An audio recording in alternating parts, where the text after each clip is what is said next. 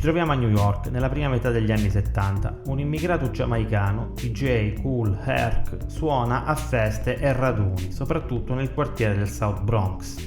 In questo periodo i generi musicali più in voga per ballare sono il funk e la disco music. In queste musiche ci sono sempre dei momenti strumentali, ad esempio nelle introduzioni tra una strofa e l'altra, in cui emerge il suono delle percussioni. Questi momenti si chiamano break e sono molto apprezzati dai ballerini nelle feste. Quindi DJ Herc capisce che bisognava isolare i break e prolungarli, unendoli ad altri presi da altre canzoni. Per compiere tale operazione aveva bisogno di far girare 2 dischi contemporaneamente. Nel 73 non esisteva infatti la tecnologia digitale che abbiamo oggi. Quindi mandava un break su un disco e appena questo volgeva al termine ne faceva partire un altro su un altro disco. Con questa tecnica, da lui chiamata merry-go-round, la giostra, riusciva a montare dei momenti strumentali di ritmo continuo di diversi minuti.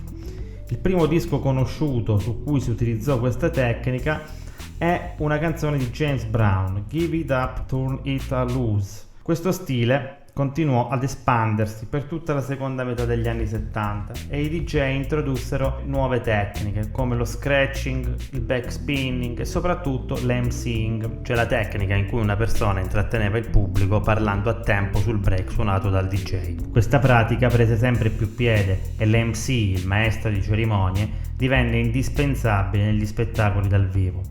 Nonostante fosse diventato molto popolare fino alla fine degli anni 70, questo stile musicale veniva eseguito solamente dal vivo, non esistevano cioè delle registrazioni professionali, tranne che per delle musicassette registrate alle feste, che poi passavano di mano in mano. Nel 1979 l'industria discografica americana finalmente si accorse di questo stile musicale. La Sugar Hill Band pubblica Rapper's Delight, il primo successo commerciale rap.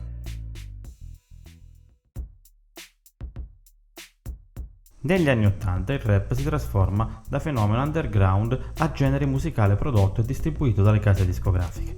I primi brani rap, come abbiamo visto negli anni 70, erano caratterizzati da un parlato a ruota libera su una base musicale. In questo periodo invece assumono una struttura più vicina alla forma canzone, compaiono infatti i primi ritornelli.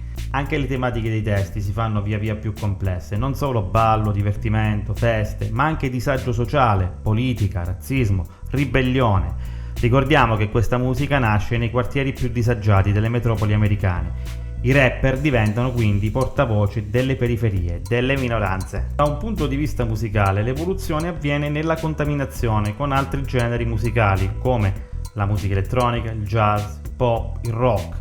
Ai semplici giradischi usati per suonare i breaks vengono ora aggiunti strumenti elettronici come la drum machine, la batteria elettronica, il sintetizzatore, il campionatore o anche una classica rock band, chitarra, basso e batteria.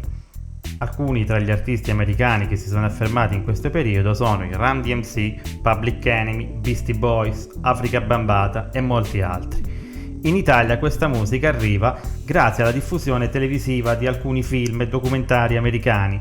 Il primo successo commerciale è di Jovanotti, che nel 1988 pubblica il suo primo album, Jovanotti for President, prodotto da un DJ, Claudio Cecchetto. In questo decennio il rap americano ottiene, oltre al successo commerciale, anche i riconoscimenti da parte della critica musicale specializzata. La contaminazione con altri generi è ormai una consuetudine, così come l'utilizzo del computer e delle nuove tecnologie. Nascono così dei sottogeneri. Negli USA la produzione discografica comincia gradualmente a spostarsi dalla costa est verso la costa ovest, la California per intenderci. Come era successo anche per il blues, il rap, da musica ascoltata e apprezzata esclusivamente dalle persone di colore e dalle minoranze etniche, ora diventa una musica globale. Fra gli artisti americani più famosi di questo periodo possiamo ricordare Dr. Dre, Snoop Dogg ed Eminem. In Italia invece si diffondono gruppi e collettivi chiamati posse, caratterizzati soprattutto dall'attivismo nel campo politico e sociale. Tra i gruppi legati a questi movimenti ricordiamo soprattutto i 99 Posse, gli Assalti Frontali, Colle del Fomento e molti altri.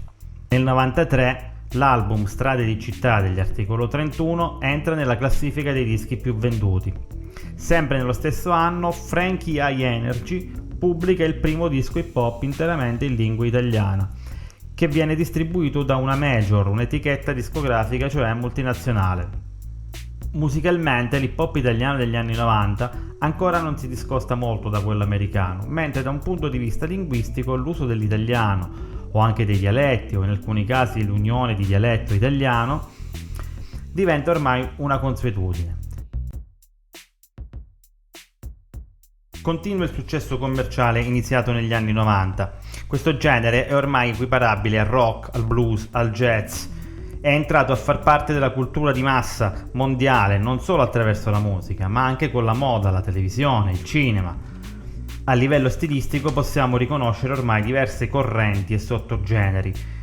Tra questi, uno dei più famosi anche in Italia attualmente è la cosiddetta trap. Questa musica è caratterizzata da suoni prevalentemente elettronici, con schemi ripetitivi ed ipnotici, sia nella parte ritmica che in quella melodica. I testi in genere sono molto cupi e pessimisti e trattano soprattutto di criminalità, disagio, droga e malessere esistenziale. Lo sviluppo della tecnologia ha chiaramente influenzato moltissimo questo genere musicale. Le applicazioni digitali sono ormai parte integrante per la produzione, registrazione, montaggio e diffusione di questa musica. Ad esempio, l'autotune, un software utilizzato per correggere le imperfezioni di intonazione vocale negli studi di registrazione, nella trap viene largamente utilizzato per modificare il timbro della voce, proprio come se fosse un vero strumento musicale. Tra i protagonisti americani di queste due decadi possiamo ricordare Jay-Z, Lee Outkast, Drake, Lil Wayne e molti altri. In Italia le prime influenze trap arrivano intorno al 2010. I primi a recepirle e farle proprie sono Ghe Pequeno, Gali, Sfera Ebbasta, Car Break e Franco 126.